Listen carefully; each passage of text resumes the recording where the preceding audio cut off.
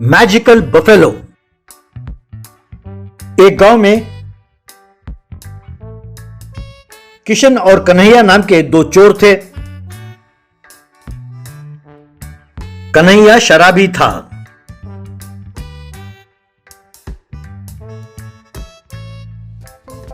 एक दिन किशन, यार कन्हैया, तेरे शराब की लत के कारण हम कई बार पकड़े जा चुके हैं। इस बार चोरी करके नहीं, दिमाग लड़ाकर लोगों को ठगने का प्लान करते हैं, कहकर एक भैंस की ओर इशारा किया। ये क्या, तुम भैंस क्यों ले आए? कहीं तुम दूध का धंधा तो नहीं करने वाले हो? मैं ऐसे घटिया काम नहीं करने वाला। चल फुट, कहकर उसे भगा रहा था। अरे वो शराबी, जरा पूरी बात तो सुन। भगाते ही भागने के लिए एक कोई सचमुच का भैंस नहीं है, ये भैंस का खिलौना है। इसके अंदर बैठकर इसे चलाने का सारा प्रबंध किया है मैंने। तू इसे चला, बाबा का हुलिया बना लूंगा। हम इसका फायदा उठाकर पड़ोसी गांव के संपत सेठ को ठगेंगे। उसने लोगों को ठग कर खूब पैसे कमाए हैं। उसकी यही कमजोरी है कि वो कुंडली और अंधविश्वासों पर बहुत विश्वास करता है। हम उसका फायदा उठाकर उसे ठगेंगे, कहकर अपना सारा प्लान उसे समझाया। अगले दिन किशन ने बाबा का हुलिया बनाया। यार, मैंने जो जो वस्तुओं के बारे में बताया सब अंदर रखा है ना? बिल्कुल रख दिया यार। मैंने कल से शराब पीना भी बंद कर दिया है। तू बिल्कुल चिंता ना कर, अपना प्लान कामयाब जरूर होगा। वेरी गुड यार, थैंक्स यार। फिर किशन उस भैंस के साथ चंपापेट गांव गया। भैंस के अंदर कन्हैया बैठकर उसे चला रहा था। इस तरह वे संपत सेठ के घर पहुंचे। संपत सेठ उन्हें देखकर, आप कौन हैं स्वामी जी? आप हमारे घर पधारे, इसका क्या कारण है? मैंने सुना है कि तुम बहुत ईमानदार आदमी हो। तुमने जो पुण्य कमाया है उसका 10 गुना मुनाफा होने वाला है तुम्हारा। वो वक्त आ गया है, इसीलिए लक्ष्मी देवी कल रात मेरे सपने में आई और इस जादुई भैंस को तुम्हारे घर ले जाने को कहा। क्या ये जादुई भैंस है स्वामी जी? इससे मैं कैसे फल पाऊंगा स्वामी जी? इसे तुम जो कुछ खिलाओगे उसका 10 गुना ये पीछे से देगा। अभी जान जाओगे। एक सेब और केला लेके आना। तब संपत सेठ और उसकी पत्नी ने खुश होकर एक सेब और एक केला दिया। सेठ ने उस सेब को उस भैंस के मुंह में डाला। अंदर बैठे कन्हैया ने उस सेब को लिया और पीछे से 10 सेब बाहर फेंका। वो भैंस के पीछे से गोबर की तरह आके गिरे। संपत सेठ हैरान हो गया।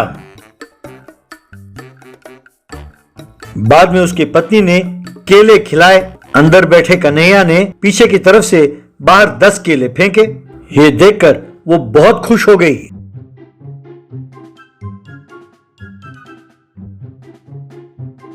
संपत सेठ के पोते ने एक चॉकलेट उस भैंस के मुंह में डाला। पीछे से 10 चॉकलेट बाहर निकले। अरे वाह, ये भैंस तो बहुत बढ़िया है दादाजी। इसे हम अपने घर में ही रख लेते हैं। अरे तू ठहर जा बेटा। स्वामी जी, क्या ये केवल खाने के पदार्थ देती है या फिर पैसे और सोना वगैरह भी देती है स्वामी जी? क्यों नहीं देगी बेटा, मैं इसीलिए तो आया हूँ। मैंने तो सिर्फ ये एक सैंपल दिखाया है। तुम चाहो तो तुम्हारे घर में जो पैसे जेवर वगैरह हैं, इसे खिलाकर तो देखो। संपत ने खुश होकर, मैं धन्य हो गया स्वामी, कहकर घर में रखे सारे पैसे और जेवर लेके आया। उसने वो सारे पैसे और जेवर उस भैंस के मुंह में डाला। तब उसका सारा परिवार उस भैंस के पीछे गए और झुककर बड़े आस लगाए देख रहे थे, पर भैंस के अंदर से कुछ भी नहीं निकला। ये क्या स्वामी जी, कुछ बाहर क्यों नहीं निकला? अरे इतने जल्दी मचाओगे तो कैसे चलेगा? खाने की वस्तु हो तो बहुत जल्द हजम हो जाता है और बाहर निकलता है। पैसे और जेवर है ना, तो इसे पचने के लिए कम से कम 14 घंटे लगते हैं। कल सवेरे 6 बजे बोरियों के साथ तैयार रहें, लेकिन याद रखें मेरे आश्रम को कुछ चंदा जरूर दें। हमारे लिए आप इतना कर रहे हैं तो क्या हम आपके लिए चंदा भी नहीं देंगे स्वामी जी? कहकर प्रणाम किया। उस दिन रात को किशन उनके घर सोया। तभी एक शराबी एक फुल बोतल लेकर उस भैंस के पास पहुंचा। अरे जादुई भैंस, ये फुल बोतल ले लो और इसके बदले में मुझे 10 फुल बोतल दे देना प्लीज, कहकर उसके मुंह में फुल बोतल रखा। अंदर बैठा कन्हैया, अरे वाह, शराब की एक बूंद को तरस रहा हूं मैं। किसी महापुरुष ने ये फुल बोतल मुझे दिया है। कहकर वो सारी बोतल पी गया। बाहर शराबी पीछे पूंछ के पास खड़ा होकर देख रहा था। थोड़ी देर बाद खाली बोतल बाहर निकली। वो उसे देखकर दंग रह गया, हड़बड़ाकर वहां से चला गया। कन्हैया नशे में चूर हो गया। उसका हाथ एक बटन को दबाने लगा। बस वो भैंस वहां से भागने लगी। वो भागते भागते गांव के अंदर गई। कन्हैया एकदम नशे में चूर था। वो भैंस कहकर आवाज देते हुए भागने लगी। ये आवाज सुनकर गांव वाले सारे घरों से बाहर निकलकर उसे देखने लगे। उस भैंस के पीछे से रुपए और जेवर बाहर गिरने लगे। अरे वाह, जादुई भैंस ने हम पर कृपा की है, कहकर चिल्लाने लगा। तब सब गांव वालों ने उन रुपयों और जेवरों को उठाना शुरू किया। वो भैंस सारे गांव का चक्कर लगाते हुए रुपए और जेवर बाहर गिरा रही थी। सब गांव वाले उसे उठाने लगे। आखिरकार वो भैंस संपत सेठ के घर लौटी। थोड़ी देर बाद किशन उस भैंस के पास गया और अरे यार चलो चलते हैं यहां से। अंदर कन्हैया खराटे मार रहा था। अरे उठ जा यार, सुबह होने से पहले हमें गांव से बाहर जाना होगा। अरे दरवाजा खोल, कहकर उस भैंस को जोर से मारने लगा। अंदर कन्हैया खराटे मार रहा था। लगता है इसने फिर पी ली है, कमबख्त मेरा बेड़ा गर्क कराएगा। पहले अंदर से पैसे और जेवर लेकर यहाँ से भागना होगा, कहकर एक कुल्हाड़ी लेकर उस भैंस का दरवाजा तोड़ने लगा। वो टन टन की आवाज सुनकर संपत सेठ, उसके परिवार वाले और नौकर चाकर सब बाहर आए। क्या हुआ स्वामी जी, आप इस जादुई भैंस को क्यों मार रहे हैं कुल्हाड़ी से? इससे पहले कि किशन कुछ कहता, अंदर बैठा कन्हैया, कौन हो तुम लोग? मैं सो रहा हूँ और तुम लोग डिस्टर्ब कर रहे हो। बंद करो बकवास वरना मार डालूंगा। ये सुनकर सब दंग रह गए। उनको सारी बात समझ में आ गई। नौकरों ने उस भैंस का दरवाजा खोला, कन्हैया को बाहर खींचा। संपत सेठ ने अंदर झांक कर देखा तो ना रुपए थे ना ही जेवर। उसने तुरंत पुलिस को बुलवाया। पुलिस ने आकर उन दोनों को गिरफ्तार किया।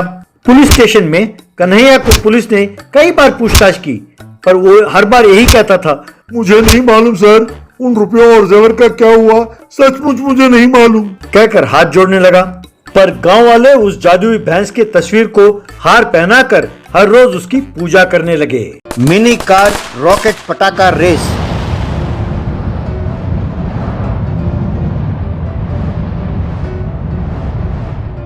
बादलपुरा नाम के एक गरीब बस्ती में तरुण नाम का लड़का रहता था।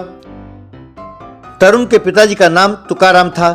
उसकी सौतेली माँ थी शारदा।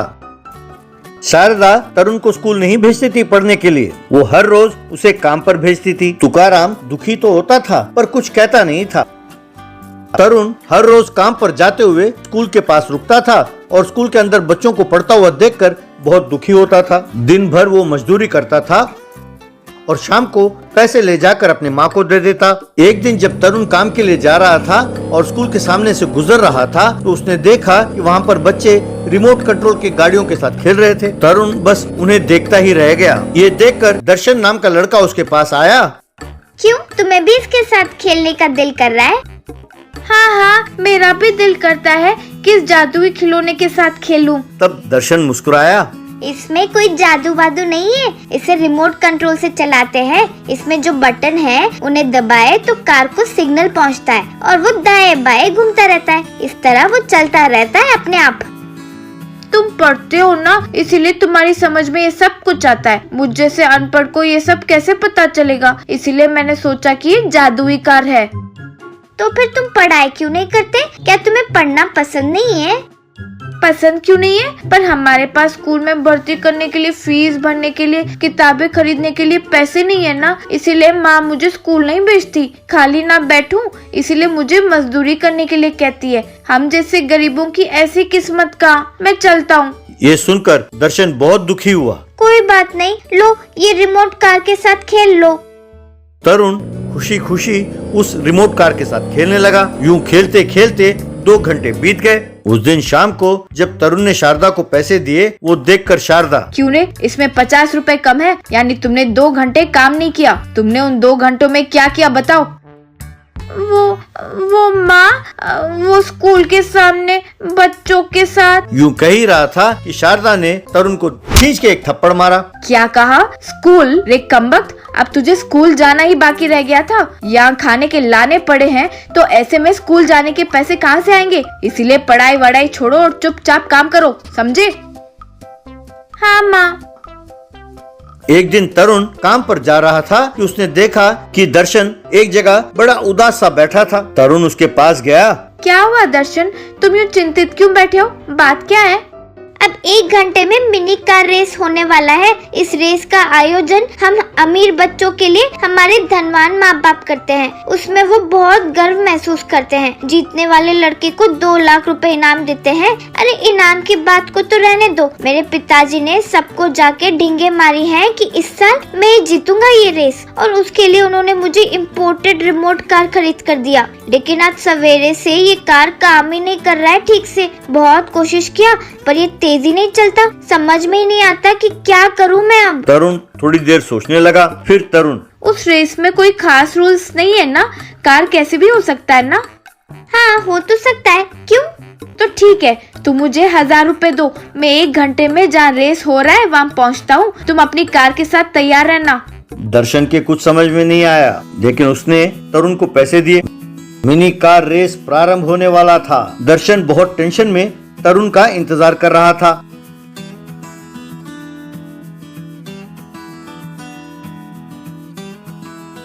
तभी तरुण एक बड़े दिवाली रॉकेट के साथ वहां पहुंचा। उसे दर्शन के कार के साथ चिपका दिया। इस रॉकेट को रेस शुरू होने के ठीक 10 मिनट और 30 सेकंड के बाद जलाना। रेस तुम ही जीतोगे। इस तरह रेस शुरू हुई। सब बच्चे अपने कार को आगे ले जा रहे थे। दर्शन का कार बिल्कुल पीछे रह गया था। दर्शन घड़ी देख रहा था। दर्शन के पिताजी अमर टेंशन में आ गए। जैसे तरुण ने कहा था, दर्शन ने ठीक उसी समय रॉकेट को जलाया। बस वो कार एकदम तेज आगे बढ़ गया। सब कार को पीछे छोड़ते हुए वो जाने लगा और आखिर में वो फिनिशिंग लाइन को पार कर गया। सब बच्चों ने ताली बजाई। अमर गर्व के साथ नाच रहा था। बाद में दर्शन ने अपने पिताजी को जो कुछ हुआ सब बताया। डैडी, आज आपकी इज्जत को बचाने वाला यही है। देख रहे हैं ना आप कि कितना बुद्धिमान है, लेकिन बेचारे के पास पैसे नहीं है, इसीलिए पढ़ाई नहीं कर पा रहा है। अब आप इसके लिए कुछ कीजिए ना डैडी। अमर तुरंत दर्शन और तरुण को लेकर तरुण के घर पहुंचा। तुकाराम को वो 2 लाख रुपए दिए। अब से इसकी पढ़ाई की जिम्मेदारी मेरी है। अगर इसे स्कूल नहीं भेजा तो जो इसके लिए जिम्मेदार होगा उसे मैं जेल भेज दूंगा, खबरदार। शारदा ने सिर झुका लिया। तुकाराम की आंखें खुशी के आंसुओं से भर गए। उस दिन से तरुण और दर्शन दोनों मिलकर स्कूल जाने लगे। तब से सब बच्चे हर साल अपने अपने कार में रॉकेट पटाखा बांधकर रेस में भाग लेते थे।